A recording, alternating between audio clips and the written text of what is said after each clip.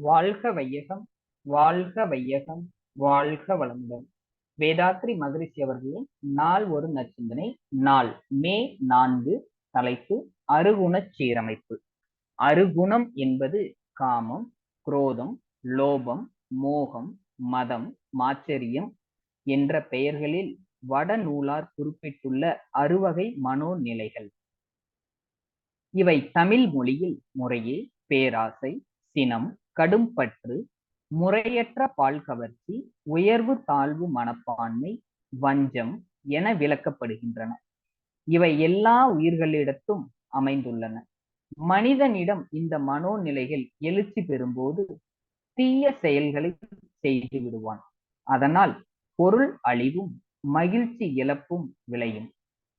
தெளிந்த அறிவோடும் விழிப்போடும் இருந்தால் இந்த 6 மனோநிலைகளில் பேராசையை நிறை மனமாகவும், சினத்தை பொறுமையுடைமையாகவும், கடும் பற்றை ஈகையாகவும், முறையற்ற பால் வேட்பை கற்பாகவும், உயர்வு தாழ்வு மனப்பான்மையை நிறை உணர்வாகவும், வஞ்சத்தை மன்னிப்பாகவும் சீரமைத்துக் கொள்ளலாம்.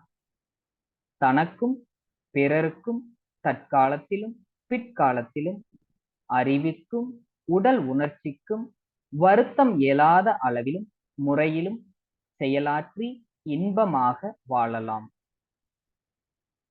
தேவையும் பழக்கமும் சூழ்நிலைகளும் உணர்ச்சிகளை தூண்டி விடுகின்றன.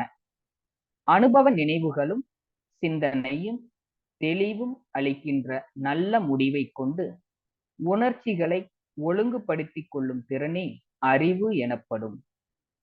உணர்ச்சிகளால் அறிவு மயங்கி தனது நிலையை மறந்து செயலாற்றினால் அதனை மயக்கம் அல்லது மாயை என்று கூறுகிறோம்.